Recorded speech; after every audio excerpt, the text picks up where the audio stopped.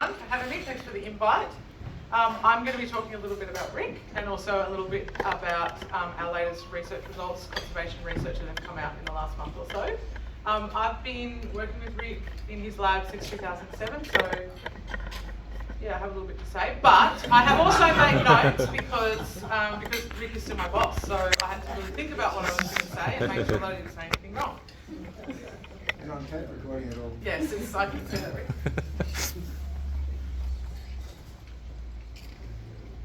Okay, Rick loves snakes. Everyone knows that Rick loves snakes. This is case in point. This is Rick as a 12-year-old boy with a whip snake. So Rick used to collect venomous snakes from the wild and stash them under his bed, hoping that his mother wouldn't find them and he could keep them for as long as possible. This is Rick as a mid-60-year-old man wrangling a black-headed python out the front of Parliament House in Canberra. And he was shortly escorted away by police. That was a very bad week for the lab. So perhaps my 2.5-year-old daughter summed it up best when reading through Rick's newest book. She stopped at this page with Rick holding handfuls of snakes, started laughing and said, "He's funny man." "He's silly man." No, in actual fact, this is Rick winning one of Australia's highest scientific accolades, the Prime Minister's Prize for Science in 2016. For his long career in reptile ecology, evolution and conservation. It's very well deserved. Not only was he the first evolutionary biologist or ecologist to do so, he was also the first herpetologist. A win for us all. So Rick loves snakes, and here we are today to celebrate the release of his newest book, Snakes Without Borders, which covers Rick's international snake research and adventures. But to be honest, I actually wish that Rick loved varanids more. These creatures are the cognitively superior cousins of Rick's beloved snappy tubes. He may have made his career off the back of these slimely legless beasts, but in my humble opinion, his varanid work from 2013 onwards, which coincidentally was around the time that I began my PhD on varanids, is by far some of his best work yet. So I regularly try to tempt Rick with tantalising new ideas and discoveries about varanids, sometimes purely with charitable motivations, because Rick needs to look good for us all to look good in the lab. I'm trying to give him the opportunity to redeem himself, but he will not be swayed. Furthermore though, I was disheartened to see that most of the varanids pictured in Rick's latest book are dead, suggesting that their most useful purpose is that of snake food. I want it noted that I have taken this as a personal slight, and I will be doubling down on my attempts to convert you.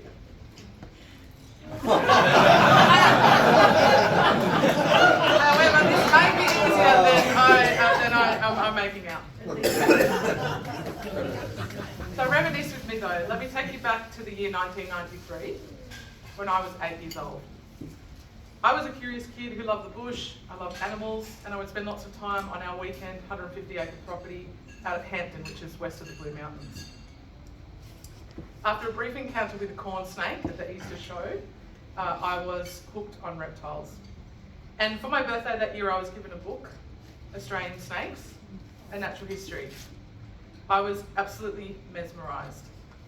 The big colourful photographs, the insightful life history information, the diagrams showing how snakes thermoregulated, their jaw structures, live birth, egg layers. But what really got me thinking was, how did they know all of this? These animals seem so mysterious. And I was hooked. I too became snake obsessed. I read that book from cover to cover and cover to cover again. And I would bask in the sunshine like a snake and peruse the pages. I began to devise ways to find snakes on our property, and I would regale any reptile exhibitor at a regional show or in schools with snake facts. Suddenly I gained a new confidence when I saw snakes in the wild. No longer scared, I watched the red-bellied black snakes on our property. Instead of leaving the area, I gained the confidence to follow them, to observe them. I was fascinated by their activity patterns, their diets, and their use of refuges. And although at the time I didn't care to remember who had written the book, that would come later, it sparked in me a passion for reptile ecology, the curiosity and confidence to do my first road-killed snake dissections, and an excitement about future possibilities. To learn that there were other weirdos around just like me, and that they were adult weirdos surviving and seemingly thriving, although they did seem to be wearing rather dangerously short shorts. Owning that book when I was 8 years old was one life-defining moment in a chain reaction that sent me hurtling down the path that I'm currently walking. It's nostalgic to see that path retrospectively, and a reminder that you should never underestimate the power of a good book. Rick is researcher and teacher. Now, I've had the pleasure of learning directly from Rick since 2007 when I first joined his lab. To me, it was an absolute dream come true. Working along one of my childhood heroes, being in a lab of adults who would sit around and talk so seriously about reptiles as a job, and taking my first steps as an official scientist. Rick is truly a pioneer in the field of snake ecology and evolution. He's written many hundreds of papers on snakes and over 1,000 papers in general, all up, and multiple books. Through his work, he has transformed our understanding of snakes and championed their existence and conservation in a culture that's deeply indoctrinated to fear them. One of the reasons that Rick has been so successful at his aims is because he has taught the world, not like this, and also I will note that this is just a generic professor, okay? When you look up professor, so the writing is on the wall. He hasn't taught the world like this. He's taught it like this. Rick's taken up, this is also a generic professor by the way, there is quite a resemblance, but taking us into the great garter snake dens of Manitoba in Canada, exploring the sex life of these animals, the competition and deception, the love and loss. And he's taught us like this. Working with crates and sea snakes through his 20 plus years studies through the Pacific Islands. And he's taught us like this. Interacting with masses of hungry pit vipers on remote Chendeyo Island in China.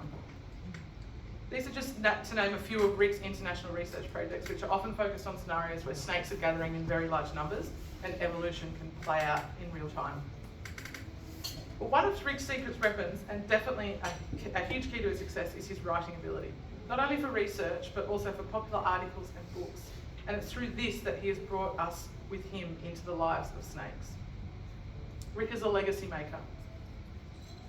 Rick has left a long legacy of scientific breakthroughs, scientific publications, and talented students who have gone on to great scientific careers of their own, propelled by their education with him. There are enough stories about Rick to write a book, many of which I was tempted to recall tonight with the power of a microphone and a crowd.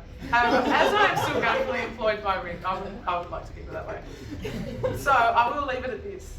What is really fun about working with Rick is that he still has that childlike fascination and excitement around snakes. I've never seen him run so fast as when he's darting out to catch a snake that's been spotted during nighttime field work. I think we can all relate to that passion and excitement. Rick has shown scientists how to do research with difficult animals, how to apply evolutionary concepts to diverse systems, how to eloquently communicate, and how to make a career out of your true passion. But perhaps his biggest legacy yet has been raising the entire serpent lineage, his beloved, elegant and mysterious creatures, up into the ranks of all other higher order organisms for which we care about. Snakes Without Borders is a great peek into some of Rick's international research that got us to that place. And I'm delighted to say that it has become my 2.5-year-old's favourite bedtime book. She loves the stories and she loves the pictures. Okay, but I have to tell you all that while Rick is a self-confessed snakeaholic, he is also a slightly closeted toad lord. I'm not going to say who gave me that picture. Generally, cane toads have less appeal than snakes, but some of Rick's most sophisticated and celebrated contributions to science have come through the humble toad. Whilst I myself love snakes, I've worked predominantly with Rick on other critters, and so the rest of my talk will focus briefly on our latest research project on reptile conservation.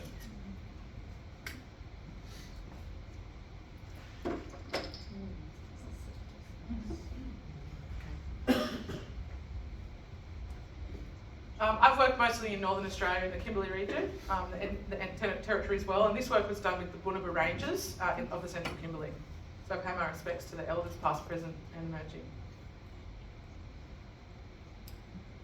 We had a question. What if instead of eradicating toxic invaders, we could teach native predators not to eat them? This is the humble cane toad, a giant Amazonian rainforest frog that was brought into Australia in the 1930s as a biocontrol. It spread across Northern Australia and has huge ecological impacts. It also breeds a lot, 30,000 eggs up to twice a year. Now the cane toads don't directly impact a lot of species, but the ones that they do are really important. They're the predators that sit at the top of the food web and regulate from the top down. And we've seen huge declines in many of these species. Predominantly, the species that are impacted by toads are reptiles. So there's a lot of groups working on quolls, but there's not that many groups working on the reptilian fauna that are heavily impacted. So they're really important in the ecosystem. They're also really important for traditional owners. Nothing we've been able to do so far on the cane toad issue has mitigated the impact of cane toads on these predators at any meaningful level. And so we've been working with taste aversion. And all you need to know about taste aversion is it's food poisoning. Most animals have the ability to develop food poisoning. It's really behaviourally important for them to stop ingesting poisonous or toxic food in their environment. And it's just where you have a learned association. So we all can, or many of us can relate to food poisoning. You have a bad night on something, Bain Marie food, maybe Jack Daniels, I don't know. And then you can't stand the taste and smell that food ever after.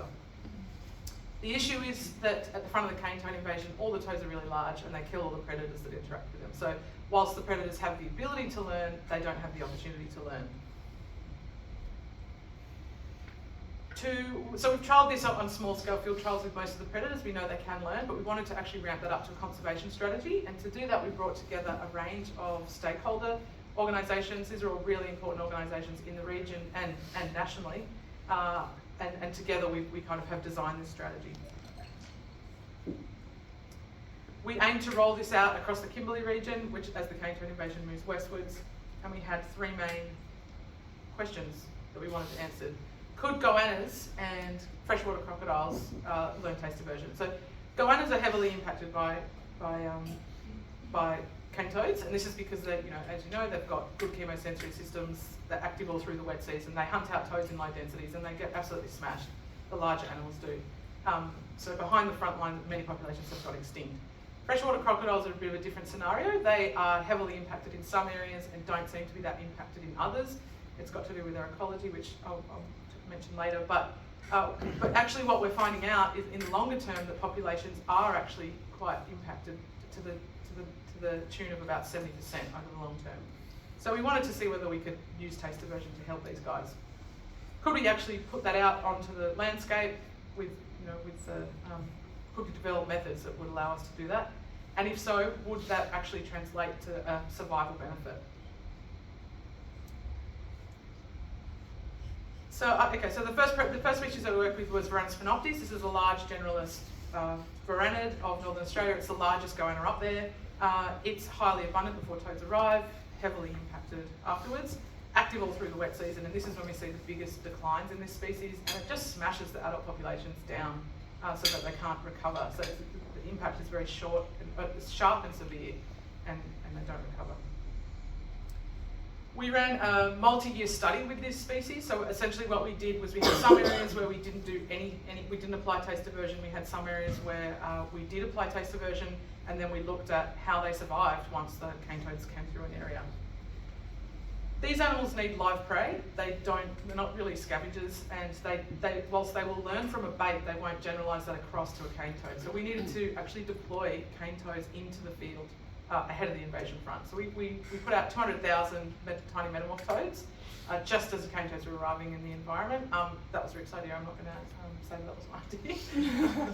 No, it's a strategy that's based on over a decade of research on the ecological impacts and what happens when cane toads come into the environment. So the impact of putting those toads out is actually completely negligible compared to the oncoming invasion. And these are our results over many years. So you can see here, this is where the cane toads arrive. So these are populations where we didn't do anything. Pre-cane toads arrive here. This is early wet season stuff, so detection's a little bit harder because they're not active until March really. But then you can see after cane toads arrive, all of the populations kind of crash a little bit, and the areas that we treated with teacher toads persisted. So we had an average of about 60% pre-toad persistence in areas that we treated with a bit of a range, and in our control sites it was only 3% persistence with a range of 0 to 9%, and that's generally what we see in the top end and the Kimberley when the cane toads come through. So this was a really exciting finding. The crocodiles are a little bit different because the Panoptes is impacted in the wet season. The crocodiles seem to be impacted in the dry season. You know, in the wet season they're in these fast-flowing rivers. Cane toads don't use fast-flowing rivers. But in the dry season their habitat dries out and they congregate in large pools. Smaller pools compared to the rivers, but they congregate in large numbers. And you kind of get this perfect storm. There's lots of crocodiles, not much food, and the toads also come in at this time of year to rehydrate. And then there's a huge overlap and period of vulnerability. And we see mass mortality events. We can see 10 to 100 crocodiles die within a 6-week period. It's very distressing, but it's a short period of vulnerability. But on the flip side, it means we can actually target a large proportion of the population in that peak period, and then they can redistribute through the water. So the way that we did that was we set up bait stations around the edge of the water. We used a cane toad carcass and put a strong salt in there so that they could get that. So we took the poisonous parts off the toad, and the strong salt would make them sick. So they had the strong cue of the cane toad sitting next to the water, so the context was real as well, and the taste and the smell, and it would make them sick. We did a 5-day baiting trial in each of the gorges that we tested, saw whether they developed an aversion to the baits, and then saw what would happen when the cane toads came through. And I'll just show you these graphs. These are 5-day baiting trials, and what you can see that in every population that we tested, the bait offtake went down. So this is the best case scenario. This is the strongest response. This is a population that had a lot more crocodiles in it. We do still see a decline, but it's not as strong. So we weren't really sure whether this population had learnt, but we were sure that that one had. And this is because on the first day of the trials we put out a chicken bait as well as a toad bait. So on the first day of the trials you can see that both baits are eaten equally, and then by the end of the trial they were avoiding the cane toad baits, but they were still eating the chicken baits. So we could confirm that they had developed an aversion to the baits that we were putting out. And really excitingly, what happened when the cane toads arrived in many places was that nothing happened. We saw no mortalities after the baiting, which was really exciting because we were expecting carnage. And we saw no mortalities there, but the strongest evidence of the baiting was in a gorge where cane toads were already existing. So usually we do taste aversion before the cane toads arrive because we think those animals are naive and we're going to prevent that decline. This gorge had crocodiles that were dying in huge numbers, and so we thought we'd miss the boat, but we decided, mostly with the push from the Bunaba Rangers, they really wanted us to trial it in this area, even though we thought the toads, we'd miss the boat. And what we saw was that before we did the baiting, these are the mortality rates that were happening in this gorge system. So this is like 30 to 35% of the local population was dying within a 6-week period. Large numbers of crocodiles, we were just hauling them out.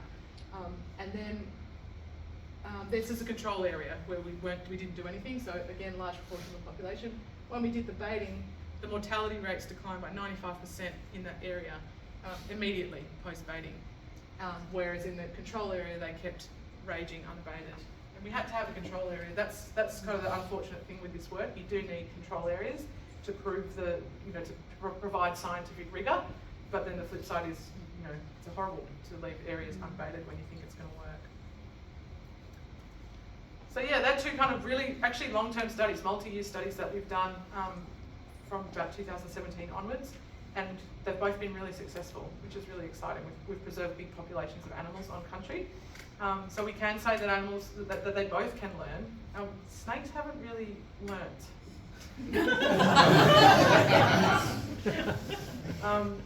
We can deploy it on the landscape scale. We've worked together with the traditional owners as well as the DVCA, so that we've actually applying this on country already. Before these results were actually published, it was already being applied in different areas because we already had those relationships with those organisations.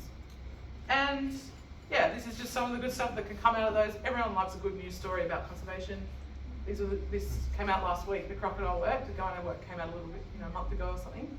And these were just some of the headlines. It went around the world. New York Times, Science, Nature featured it. And then in Australia, The Guardian, ABC, the USB in the US. It went really, really wild, which was exciting to see. So that's just, Rick's this amazing snake researcher, but there's so many other facets of his working life that he might write a book about one day. Thank you.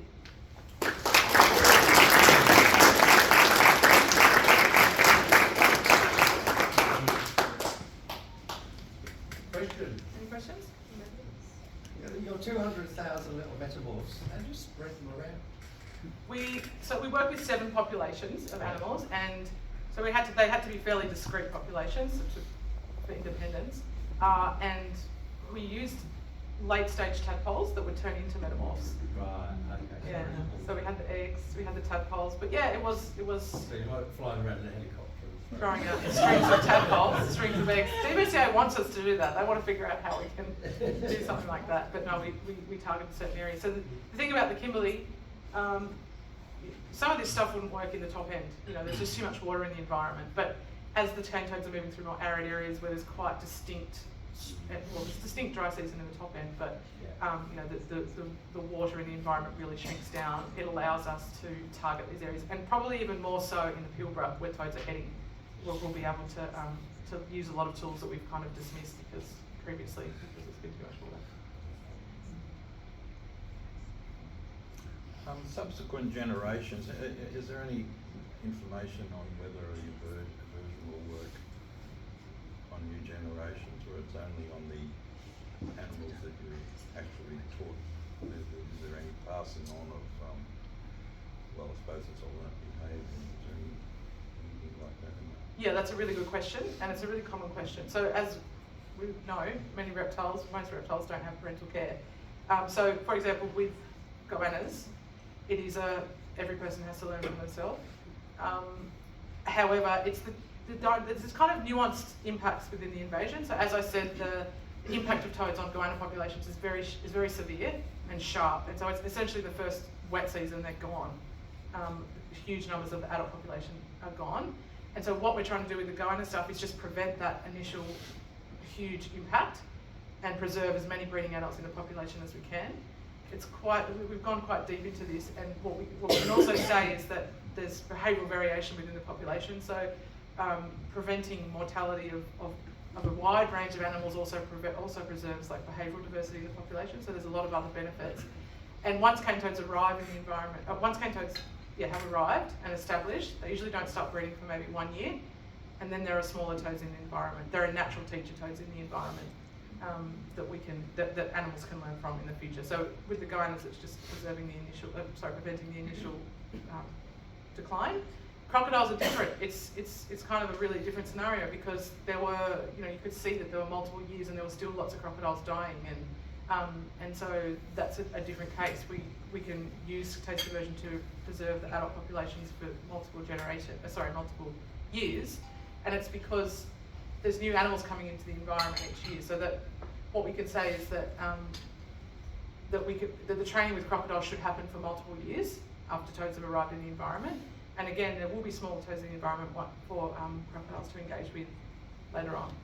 But one interesting thing about the crocodiles is that there's potential for social learning in that particular scenario where they're all congregated together. We also see a size impact with the crocodiles. It's smaller individuals that die, and I think it's probably because younger individuals are getting pushed to the edges of the water. They're engaging with cane toads more, and it's also nesting time for the females. So the females are up and down those banks, and it's probably a sex bias as well. But I will just say we did bait. I didn't go into it, but we did bait we did bait some gorgeouses for a second time, and we did see that there was still offtake of baits, but it was much quicker, that decline in the offtake. So there was obviously a lot of animals that were avoiding it still in that population. What is the latest as to how far west the toad? Are they in Prince Regent yet? Are they that far west? I think they would be in parts of Prince Regent. Yeah, they've made it across to Broome Derby with the big floods last year, and they're expected in Broome in the next few years. Okay. That's it. Thank you.